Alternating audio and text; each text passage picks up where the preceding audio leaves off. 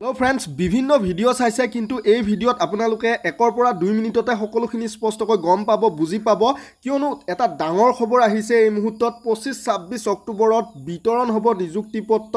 Assam police এবিইউবি ৰিজাল্টত খেলিমেলি লাগিছে big good news যে ৰিটেন পাস কৰা সকলোৱে পাব চাকৰি মন দিব নোট কৰিব এই পইণ্টটো Assam TET ADRE Assam police DME DHS new exam হ'ব এইটো এটা বহু ডাঙৰ খবৰ হয় হেল্ল' ফ্ৰেণ্ডছ মই উৎপল ডেকাই স্বাগতম জনাইছো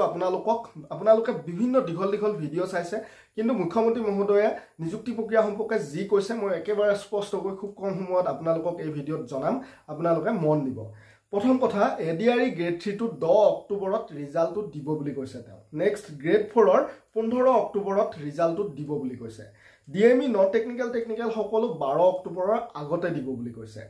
অৰ্থাৎ 1 অক্টোবৰটো দিব পাৰে 2 অক্টোবৰটো দিব পাৰে বা 10 অক্টোবৰটো দিব পাৰে ডিএমই টেকনিক্যাল নন টেকনিক্যাল সকলো মুঠতে 12 অক্টোবৰৰ আগতে দিব বুলি কৈছে এলপিইউপি ৰিজাল্টটো 15 পৰা 20 অক্টোবৰৰ ভিতৰত দিব বুলি কৈছে অৰ্থাৎ 5 দিন 15 পৰা 20 লৈ 5 দিন যেহেতু 5 দিনৰ ভিতৰত দিব বুলি কৈছে নেক্সট বন্ধুসকল জিটিপিজিটি ৰিজাল্টটো 15 অক্টোবৰৰ আগতে দিব বুলি কৈছে অৰ্থাৎ 12 অক্টোবৰ 13 অক্টোবৰ 1 অক্টোবৰ 15 অক্টোবৰৰ আগতে যেতিয়া দিব পাৰে নেক্সট বন্ধুসকল আসাম পুলিচ যেটো এসআই ফায়াৰমেন এপিআৰও আছিল এইখিনি 10 অক্টোবৰৰ ভিতৰত দিব বুলি কৈছে অৰ্থাৎ Assam police APRO firemen SI result 1 October 2 October 10 অক্টোবৰটো দিব পাৰে এনেকৈ মুঠতে 10 অক্টোবৰৰ ভিতৰত দিব কিন্তু এবিইউবি ৰিজাল্টটো এতিয়া নেপাব কাৰণ তাত খেলিমেলি হৈছে অক্টোবৰ মাহৰ ভিতৰত দিব চেষ্টা কৰিম বুলি মুখ্যমন্ত্ৰী মহোদয়ে কৈছে খেলিমেলি বেলেগ নহয় গুৱাহাটী হাইকোৰ্টে ৰখাই থৈছে হয়তো কোনোবাই কেছ ফাইল কৰিছিল ইয়াৰ পিছতে বন্ধুসকল 26 বা 25 অক্টোবৰত কিছু পদৰ আপোনালোকে পৰ্টেলৰ পৰা নিযুক্তি পত্ৰ ডাউনলোড কৰিব পাৰিব বুলি কৈছে বাকি সকলোৰে নিযুক্তি পত্ৰ বিতৰণ অনুষ্ঠানটো নৱেম্বৰ মাহত অনুষ্ঠিত কৰিব বুলি জনাইছে মামাই আৰু বন্ধুসকল